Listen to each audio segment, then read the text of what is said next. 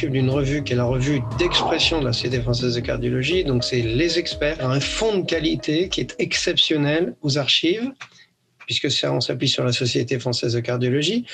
On s'appuie de la même manière pour le traité de cardiologie sur les meilleures compétences, la plume ou une des 2-3 plumes les plus compétentes dans le sujet. Qu'à partir du moment où on a créé un groupe d'amis, on se connaît depuis maintenant, je vous dis 30 ans, on travaille ensemble dans la rédaction, on a donc des automatismes de rédaction.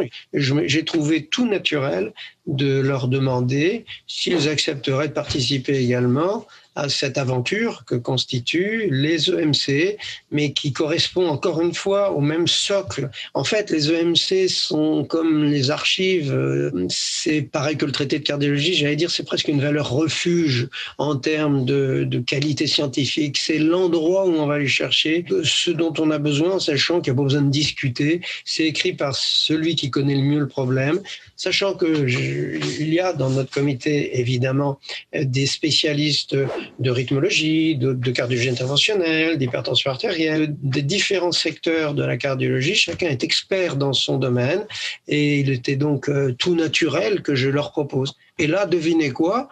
Ils ont tous dit « Ah oui, ça nous intéresse, on est parfaitement dans la même démarche, dans la même lignée. » Alors les temps de réaction ne sont pas les mêmes.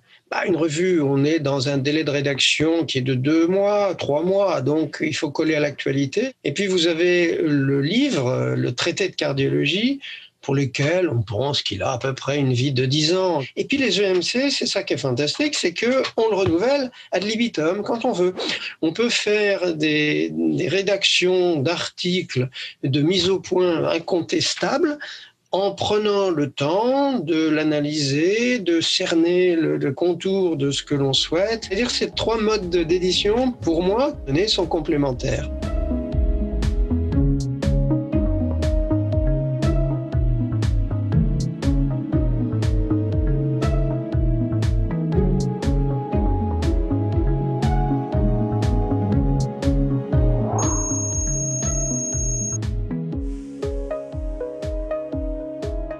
J'organise plusieurs fois par an un comité. On est donc 12 membres du comité de rédaction. On prend l'ensemble du sommaire et on s'aperçoit que celui-là, il faut le changer, il faut le refaire. L'ensemble des membres du comité de rédaction donnent son avis. On cherche à donner à tous les connaissances, l'expertise des grands qui constituent le comité scientifique des EMC, des valeurs sûres, solides, qui évoluent, l'implantation des nouveaux stimulateurs, des stimulateurs sans sonde. Enfin, c'est évident que ce domaine-là est en pleine mouvance. Il faut l'actualiser parce que l'article sur les stimulateurs, forcément, chaque mois pratiquement, il pourrait être encore réactualisé. Nous demandons à un auteur d'écrire un article.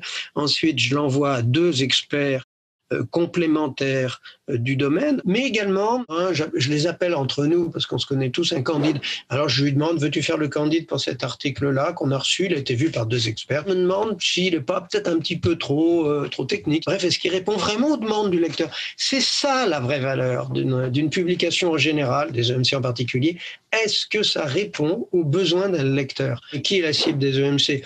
Les spécialistes en formation, les cardiologues, pas tout à fait cardiologues encore, les vieux internes, ceux qui ont besoin de références, les internes qui vont démarrer la cardiologie, et puis c'est surtout le cardiologue. Une fois qu'il est installé, il a cette Bible qui est chez lui, qu'il va améliorer par les mises au point au fur et à mesure du temps, et la référence avec un grand L majuscule et un grand R majuscule.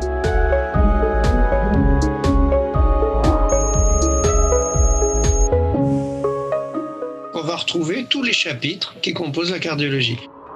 Et donc, il y a tout. Il y a l'hypertension artérielle, la valvulopathie, il y a la cardiologie interventionnelle, la chirurgie cardiaque, la rythmologie, la cardiologie pédiatrique. Évidemment, j'en oublie. Enfin, il y a tout. La recherche, évidemment. Il y a de l'imagerie. L'imagerie, c'est très important et ça se développe énormément, évidemment, dans notre spécialité. À partir du moment où on a bien préparé les choses et qu'on aura un fléchage du sommaire qui est ce qui est le cas actuellement parfaitement lisible, le lecteur s'y retrouvera. Il saura qu'il peut retrouver l'information qu'il souhaite. Je verrai 2 cas de figure. Le cas de figure d'un cardiologue qui reçoit un malade dans sa sphère de compétences. Prenons l'exemple d'une hypertension artérielle, qui est résistante par exemple. Le cas particulier du patient fait que il est embêté. C'est un malade qui a une insuffisance rénale, qui a un diabète. Il va aller chercher dans les EMC parce quels sont les meilleurs traitements à donner à ce type de malade, parce qu'il y aura un chapitre sur l'hypertendu diabétique, évidemment, avec une fonction rénale dégradée. Je vais m'orienter parce qu'effectivement, on me propose de m'orienter vers telle classe thérapeutique plutôt que telle autre, plutôt déconseillée, compte tenu des comorbidités du malade. Ça, c'est le premier cas de figure. Et puis, vous avez l'autre aspect. C'est fini le cardiologue polyvalent qui est capable de connaître l'ensemble. La cardiologie est beaucoup trop vaste. On considère qu'il y a plusieurs sous-spécialités de la cardiologie. Il y a des domaines dans lesquels, forcément, un cardiologue est un peu moins à l'aise que dans d'autres et il utilise les EMC pour aller rafraîchir des connaissances de façon à avoir une espèce d'éventail de connaissances. Les EMC, c'est la référence qui sert de formation continue. Vous avez beaucoup de cardiologues qui sont attachés au contact physique de la revue. C'est grand, c'est majestueux aussi. C'est une référence. Les EMC, c'est la valeur refuge. Et donc, ils vont assurer une formation continue dans des domaines qui n'étaient pas absolument les leurs au départ. Et puis, en plus, ils savent qu'ils ne perdent pas leur temps.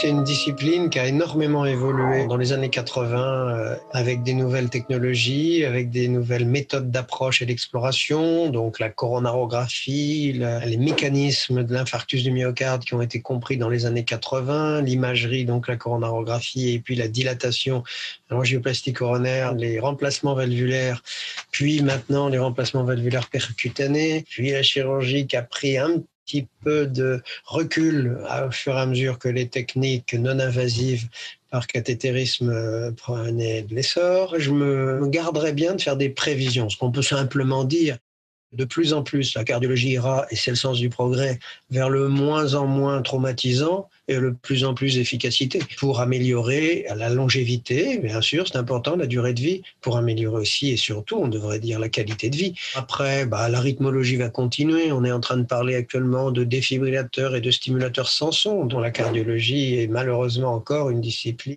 qui traite des maladies qui tuent ou qui, quand elles ne tuent pas, impose aux patients des conditions de vie difficiles et donc on aura toujours besoin de cardiologues, oui, ça c'est certain. Et si on a besoin de cardiologues, on aura besoin des EMC.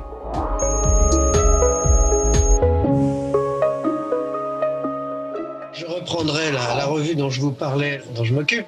On y a consacré un numéro entier qui est sorti maintenant il y a quelques mois. Il n'y a pas de scoop, on va refaire. On va redécliner à partir de cette expérience de publication qui a extrêmement bien marché. On va refaire un chapitre sur cœur et Covid, qui sera décliné, troubles du rythme, sens cardiaque, etc. Ce qu'on avait fait, facteurs de risque, le tabac. Pour les EMC, qui est une valeur, encore une fois, de SOG, de référence, on sait que ça va certainement évoluer également rapidement, donc on fera l'état des connaissances dans les prochains mois et on va sortir effectivement un chapitre sur cœur et Covid, vaisseau et Covid aussi, puisque n'oublions pas qu'il y a les EMC cardiologie, il y a les EMC de maladies vasculaires, d'angiologie on les appelle. Et bien de la même manière, le Covid évidemment est très présent dans l'angiologie, malheureusement par le biais de l'embolie pulmonaire notamment, donc on va refaire également des chapitres là-dessus. Et d'ailleurs, on préviendra très certainement le lecteur que ce chapitre sera vraisemblablement encore réactualisé l'année prochaine, parce qu'on voit mal que nous ayons aujourd'hui toutes les connaissances bien loin de là sur le Covid.